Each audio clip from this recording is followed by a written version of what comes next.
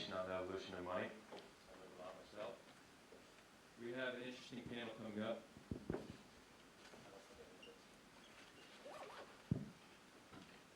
This panel discussion is centralized finance doomed? And we do have a few small changes to the speakers. I apologize ahead of time if I mess up some of these names because they're not easy. First, I'd like to welcome the moderator, Josh Goodbody from Huobi Global.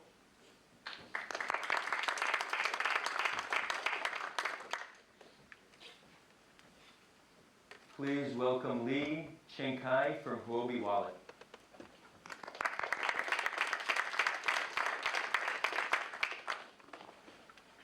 Juergen Hoebarth from Yellow.com.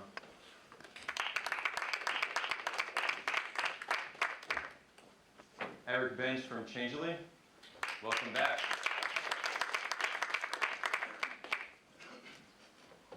And Teana Baker-Taylor from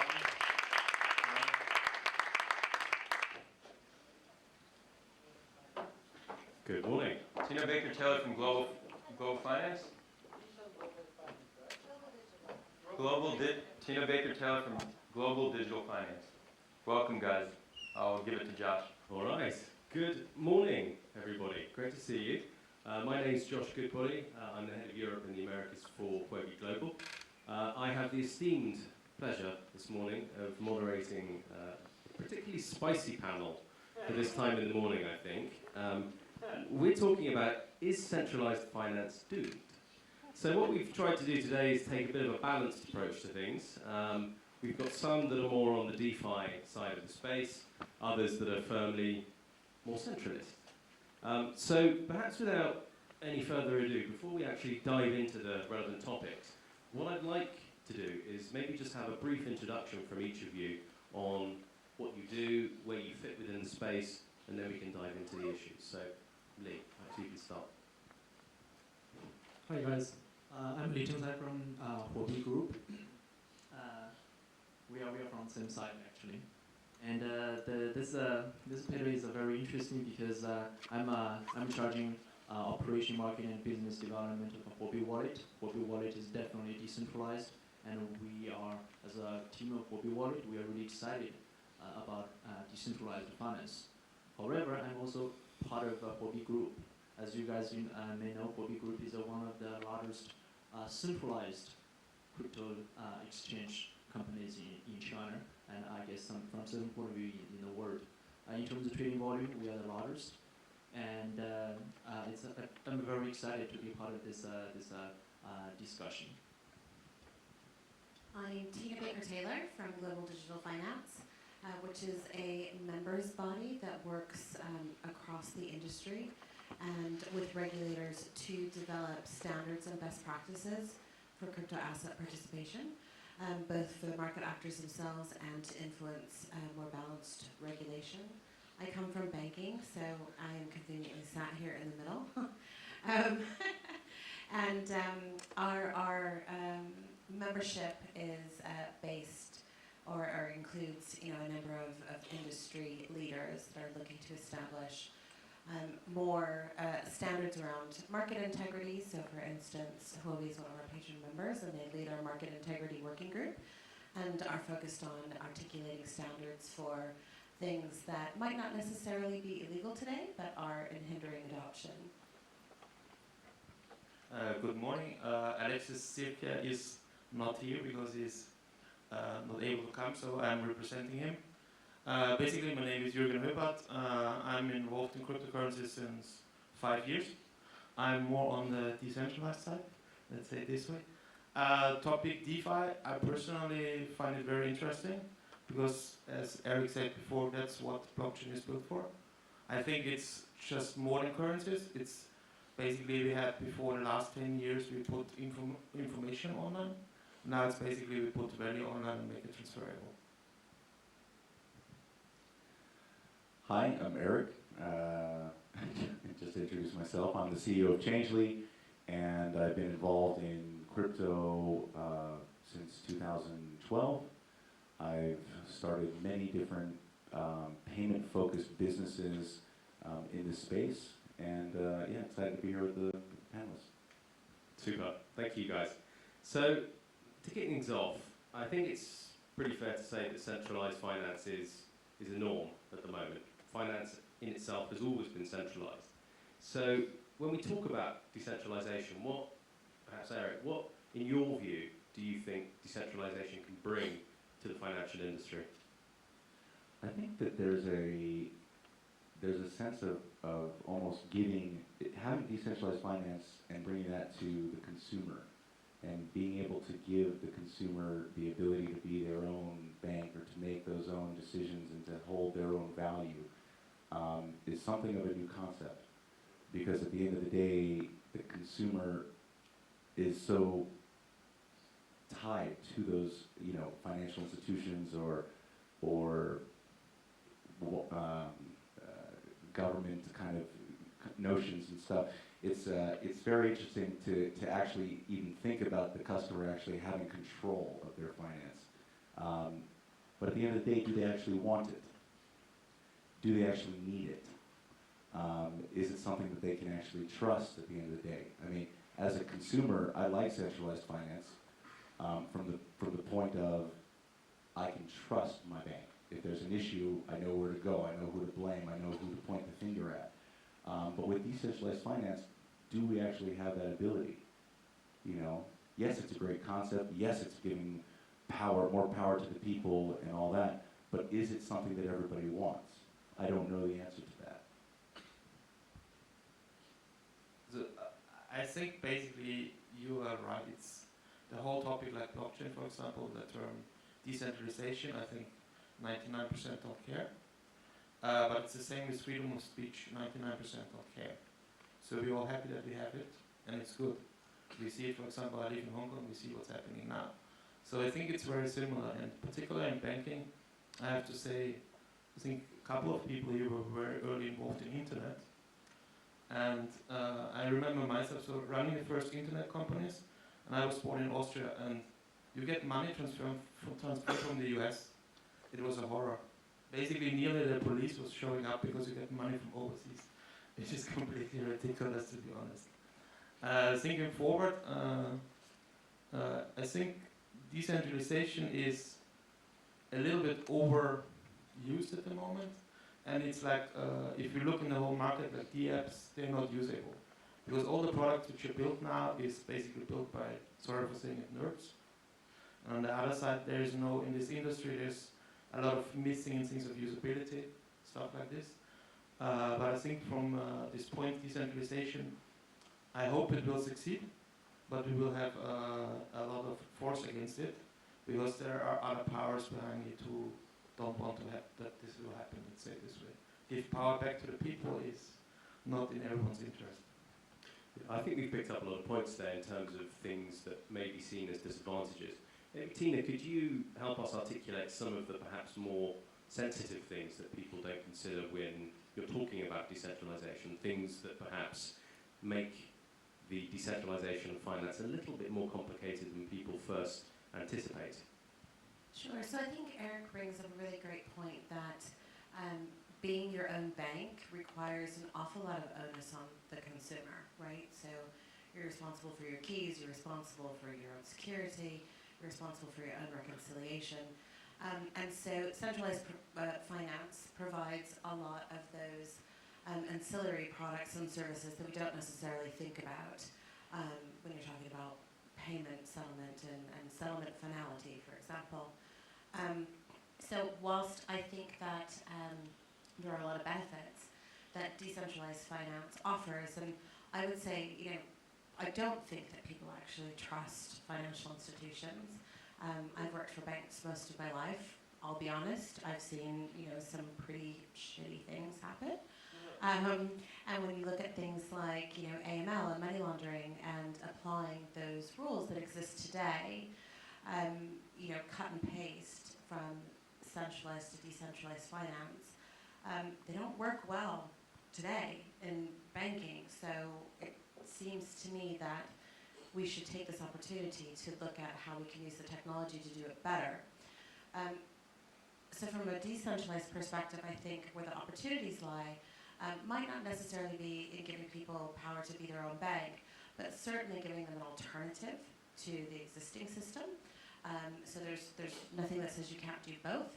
And giving access to people that are today excluded from that financial system because they don't have a birth certificate, or they can't prove their income, or they live in a place where records are easily submitted or transferable. So I'm not necessarily going to say that one is better than another. There's lots of things that are broken with centralized finance.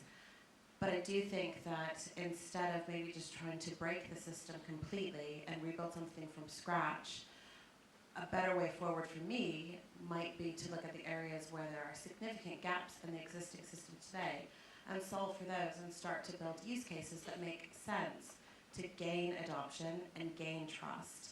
And then you have options, and then potentially we migrate toward that. It's not necessarily burn it down and build from scratch. Yeah, I think the topic of options is very much tied to trust.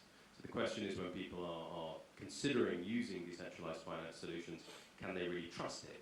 A large part of that is, can they understand it? And I think, Lee, from your perspective, being here for Huobi Wallet, what you guys are enabling people to do is really self-custody their own assets. They have an asset, they hold it themselves, they're in full control of that. So do you think that the trend that we're seeing is towards people controlling their own assets, being more comfortable controlling their own assets, or have you seen a move towards more centralized custody of people's assets? What's your thought? We have like over 1 million users. Some of them are outside of China, but most of them are Chinese users.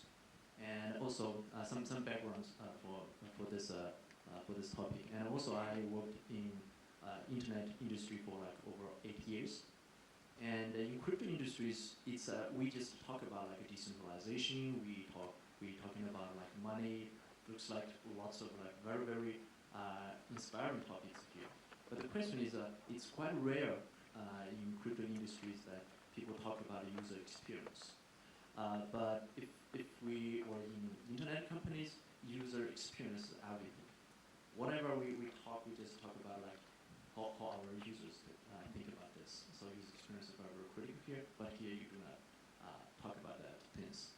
I think it's normal because we are in the very early age here. But the thing is, like almost every week, we encounter some users, they just lost their private keys and lots of funds. It's really despairing for us to deal with those things, because as long as you just lost your private keys, it's gone. And for centralized financial system, especially from my perspective, because I lived in China, and everything works pretty well actually. In China, if you guys visited China, we are in some kind of cashless society. So WeChat, Alipay is there, and then you do not. I have not been carrying cash for like over 2 years, and it's working. I can use WeChat for everything, almost everything. So another thing is in internet or in IT industry, we usually say if it's not broken, do not fix it.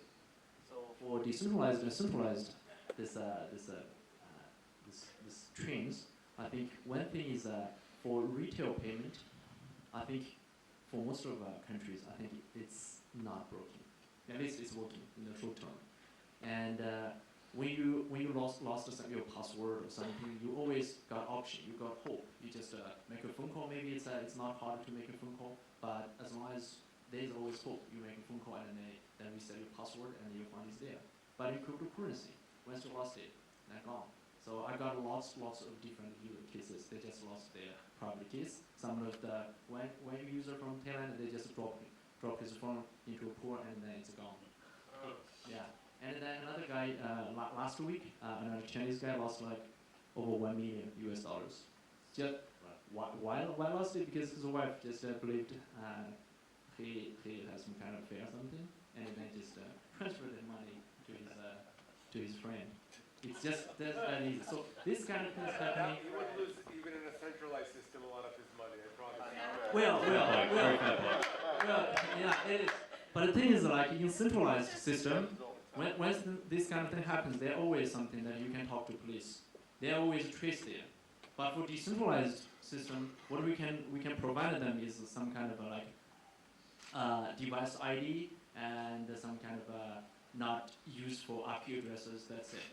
So for him, it's just gone. There's no way. So he's quite a despair. But for centralized system, I think it's much better. On the other hand, 3 months ago, we found a very huge bug on Cosmos because we Huobi wanted to support the Cosmos, and we also support staking of Atom. And then we studied the rules and figured out very huge bugs. And then Cosmos community is generous enough to send us like $8,000 as a reward, and we were really excited. But the thing is that they did not give us like USDT or cryptocurrency, they give us US dollars. Now, we only got like $7,500. Rest of them gone. Where did they go? I think it's a lot of banks and a lot of like SWIFT systems. From this perspective, we really like cryptocurrencies and decentralized financial system. So my point is it depends on different scenarios. So some of the systems are broken, so such as like cross-border payment or some stuff such as you really wanted to make sure you keep your funds or information to your own, do not make it public, then decentralized financial system is perfect. If you wanted to have a like very good user experience, then I think centralized financial systems so far is very well. So you mentioned retail payments, so I think it would be remiss of me not to mention the big elephant in the room, the inherent elephant in the room, Libra. What do we all think of Libra? Teana, what are your thoughts on what we've seen? I think it's difficult, from my experience when I ask people this question, to get a positive answer. But what are your thoughts, Teana? I love how I get the Libra question. So, going back to user experience, I think that if you were able to, okay, so let's just take all of the players off the table and look at if you were able to open your phone and there was an infrastructure already loaded on there that worked, and you were able to load that wallet and spend money universally everywhere, not necessarily have cross-border, settlement issues, moving from country to country, or sending money from one person to another, again cross-border, and it worked, and it was already there on your phone, you would use it. So that solves a number of problems. Now, how that the infrastructure is built and who is part of that consortia, I do think it should be a consortia. The issue at the moment that we have really is who it's being led by, and some of the trust issues that this company comes to market with. So whilst we have a potential for a significant amount of adoption, from a regulatory perspective, governments are very concerned about anything that could potentially destabilize centralized government money, right? So what we have seen, rapid progression toward central bank digital currencies. A number of countries are looking at those. They're coming very quickly. And I think that's really positive. We've had a number of projects over the years, one specifically with other commercial banks being able to settle with each other, which sounds like quite boring for us, but actually the knock-on effect of that reduces costs throughout the system, which should have a impact on the consumer, whether it does or not, who knows. But the efficiencies in the system that this would create should be a positive impact. The other positive outcome of discussions around Libra are that it has very rapidly brought the whole topic of crypto to the forefront. So a year ago, when I was having conversations with non-geeks, I was always starting from scratch. And suddenly Facebook decides that they're going to issue a cryptocurrency, and now people know what it is, including governments and regulators and policymakers and tax authorities, etc. So I think it's driving more conversation and more awareness. Do I think that Libra itself is going to be the one? I have a theory that the first through the door always gets shot. It doesn't necessarily mean they're dead, but they're wounded. So. Right. Yeah, I think that's a really good point because they're the first guys who've come to market. They've taken all the flack. They've perhaps learned the lesson, but everyone else has learned the lesson for them as well. So it's a precarious position, I think, that they've entered into. And what I found interesting over the last week or so was you might have seen that Facebook Pay was launched. So what is Facebook Pay? It's just another simple payment gateway that utilizes normal fiat currency. So that begs the question, Eric, do you think they even need to do Libra when Facebook Pay works so well as it currently stands? I mean, this is all in preparation for what's to come. And, Facebook Pay or whatever it's going to be called once Libra launches, I mean, that's what they're going to shoehorn Libra into probably. But, what I'd like to say from a consumer perspective and from a Facebook generation myself, I think that it's great. I think that the user experience with Facebook, and we all know it, whether it's Facebook or Instagram or WhatsApp or whatever it is, I mean, it's global. And the user experience is down pat, and everybody uses it. Just like WeChat in China, this is something that I can see as being very, very groundbreaking, changing. This is what changes consumer behavior. And this is why the U.S. government is so scared. This is why the U.S. dollar is at risk, But if I'm not mistaken, I think that now Facebook has changed their tune with Libra to where it's now going to be backed by Centralized. Yeah. Not the entire rest, okay. But at the end of the day, me as a young, dumb consumer, student, whatever it is, it's fantastic. Right. I can just go and use and not have to worry about all the intricacies of, getting money from here or there. And I see it as being not the first of the door. I think that, Bitcoin and a lot of the altcoins and cryptocurrencies as being, definitely laying the ground, doing the groundwork for what Libra's going to do. Will Libra be the one? I don't think so. I think that it's an example of what will come from other companies and other institutions, and I think we're going to see some very interesting things as a result from it. Yeah, and so maybe moving on from stablecoins and payments, we've seen some quite interesting applications emerge over the last 6 months, such as Celsius and Nexo. Quite a lot of these kind of applications promise a return on deposits. So what they're very openly doing is really trying to replace banks. They don't mince their words about it. It's in their marketing material. When they get up on stage and evangelize, they're saying, we don't believe in the banks anymore, we're going to replace the banks. That's, of course, a bold claim. Juergen, do you think that kind of bold approach will actually work? Will people buy into such a powerful message? I think our industry is bold everywhere, so that's how you need to present it. I'm thinking if you talk about DeFi or DeFi, lending and it's just a very small part, and I find it even the most uninteresting part, to be honest, because it's very straightforward. I think what's interesting is we have seen it a couple of years ago. It's all about how to make money quick, and it's in lending the same thing, because it's high interest rates, so people flock into it. But discussing about Celsius, they have 4 billion, I think, which they're lending out. That's nothing. Sorry for saying it this way. It's nice and people play around, and I think it's a test bed, but there are much other solutions which would make more sense.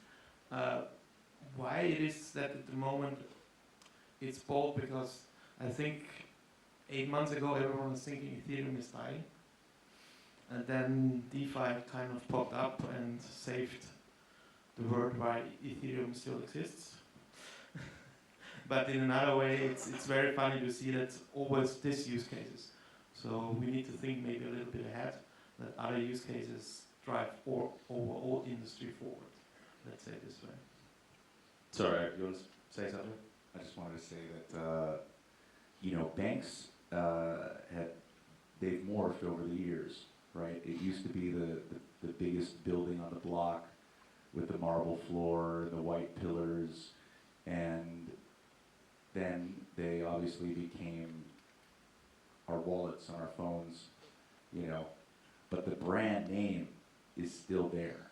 And as a consumer, you trust that brand, no matter if you want to or not, no matter if you're pissed off with your bank or not, at least you know that there's something there that you can blame. There's someone there that you can, like these horror stories that we heard earlier, but, Barclays, HSBC, Bank of America, those are brand names. And what's going to happen is those brand names are going to move and adapt to be on the blockchain, which is what we're seeing. Maybe, yeah, or maybe not.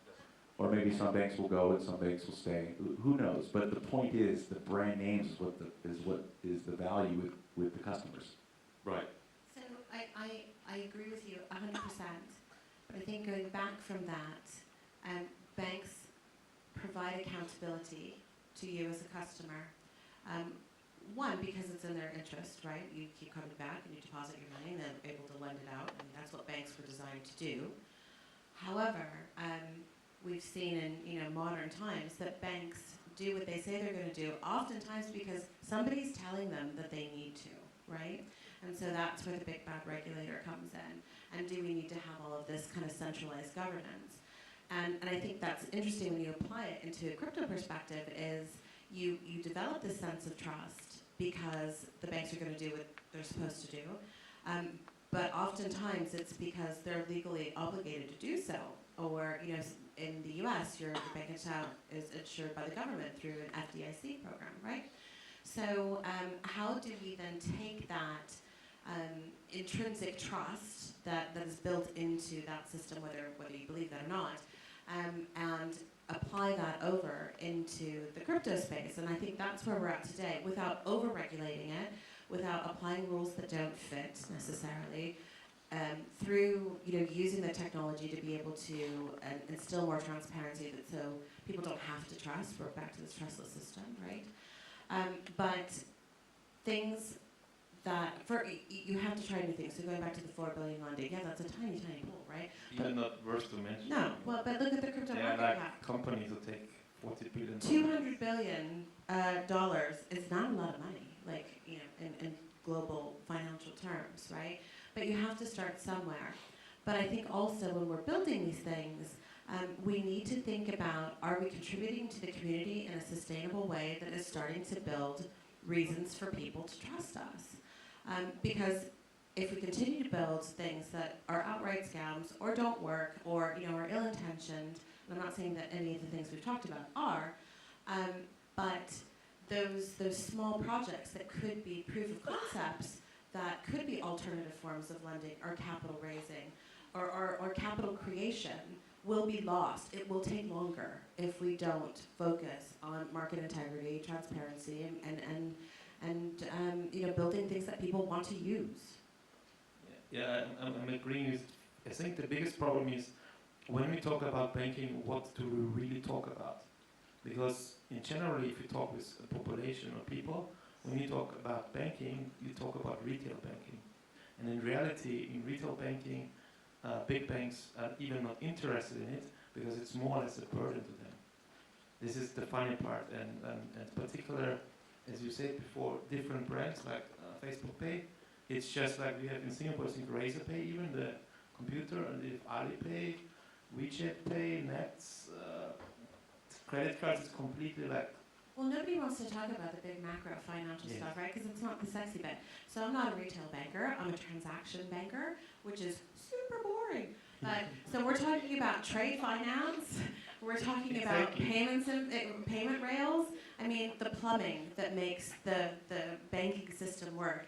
It's not the sexy stuff, right? But and nobody wants to build solutions for those. So you look at the likes of enterprise blockchain solutions, and you know, this crowd is not going to be interested in any things that are happening there. But if we were able to, at a macro level, start to reduce costs, create transparency, again, all the things we're doing at this micro level in the retail space, and apply that out, there would be systemic benefit. Yeah. So, unfortunately, we are nearing the very end of our time. In fact, we're nearly there. So, in a nutshell, if each of you could just give a very quick prediction on the state of play next year, where do you think we're going to be in 2020, Lee? Well, we talked about Libra. I believe the Libra is an elephant in the room, but from the perspective of a Chinese company or Chinese people, the elephant in the room is not Libra, it's a DCEP. I think that DCEP is much, much powerful than Libra, even though Libra has, or Facebook has lots of users globally. But I think the DCEP is fully supported by our government, and as a matter of fact, it is issued by Chinese central bank. The reason that our government initiated this kind of project, one is blockchain technology is like accepted. It's a value is there. Lots of big companies and banks invest in this technology. And another reason is Libra. Libra did a very good job to push our government to jump into blockchain technology and cryptocurrencies. So this is huge. Why is it huge? Well, first of all, when we talk about like decentralized protocols and compare these protocols with the banks have been there for like 100 of years, but cryptocurrencies just over like 10 years, and then decentralized protocols maybe less than like 2 or 3 years. So I think it's not fair to compare this kind of new concept with established companies. But the thing is, once those blocks are built, and then lots of, we are talking about billions of users jump into this industry because of Libra, if it's not dead, and then definitely DECP, then I think in 10 years, we are not talking about like the advantage of decentralized or centralized. We are talking about like how are we going to just fit those two things together. I don't believe like even in 100 years everything is like decentralized. I don't believe so. Because efficiency, we are picking the best for different user cases. Sure. Okay, makes a lot of sense. So I think maybe just in the interest of time to get the audience involved very quickly, we've got 5 minutes or so for some questions. So I can see a question up there. Do you want to just say it from there? Yeah? I wanted to ask something about the idea of China is supporting now your blockchain and talking about maybe a virtual currency. I'm just wondering, speculating, isn't part of the idea of tokenization and blockchain and using distributors to be able to tokenize things as part of maybe a larger strategy for China to buy assets globally, eventually? So is your question the tokenization drive is supported by this digital currency? Is that where you're coming from? In general terms, yes. I think that there's a growing, at least from what I'm seeing, concern in China that you are able to tokenize assets globally, create a reserve currency digitally, you're able to also buy assets. I see. Okay. Well, so from an offshoring of Chinese capital, sure. So, I mean, this is one of the benefits of digital assets, right? This is why, you know, from a security token space, and I won't go down that rabbit hole, but the infrastructure that's required to be able to move those assets in an efficient way. So today, there's, you know, an offshore currency for China and the onshore currency for China. And RMB as a test case for the ability to offshore the Chinese currency has worked at kind of a commercial banking level. But if the Chinese government is able to put that kind of high-level monetary policy into the retail space, and you know you're in Target using your Alipay, and then all of a sudden you're running RMB tokenized payment rails into offshore jurisdictions, that's a major game changer. So I don't know if that's their intention. I would think it might be. Okay. There's one point I haven't done research, maybe you know. So we have Alipay, WeChat, and now the digital RMB. So is it maybe because, yes, it's one party, but there are different streams of people with different interests? And my assumption was, is the actual group of people which is leading has not participated in Alipay or WeChat? Because somehow it's how to say, they declare war against Alipay and WeChat, to be honest. What they want to do because they make them obsolete. Well, Alipay and WeChat, I think for ordinary users, we are happy with that. We are pretty happy with all of those things. So we are sometimes even proud of it. I think DCEPs, for ordinary Chinese users, we don't care about this kind of thing. As a matter. It's only for offshore. Yeah, it's only for our trade finance. banking industries or our government. They wanted to push like internalization of RMB because it's something we, as a like national security, whatever that is, because they always like not happy with like US control of those international monetary system. I think this is one thing. For ordinary users, we don't care. Actually, we are pretty happy with what Alipay and because it works basically. yeah, it is. And answering your question, I'm not particularly sure what kind of like tokenization you are talking about. But in the short term, I think I'm not optimistic about what our government is going to do. I think there will be lots of like very restrictive policies going to be introduced. And the reason is very simple because there are lots of like scams out there, and some of them they just scam lots of money.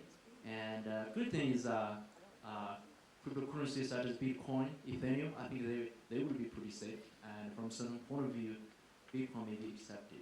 Not like legal way, but it's alright if you like keep Bitcoin. But if you are talking about like ICOs, I think it will be extremely harsh because I believe there will be new policies introduced in next May or something, and that would be like very horrible. Brilliant. Thank you, guys. So we've reached the end of this panel. It's been a real pleasure. Thank you, Eric, Juergen, Teana, and Lee. It's been a real pleasure talking to you. Thank you so much. Please give me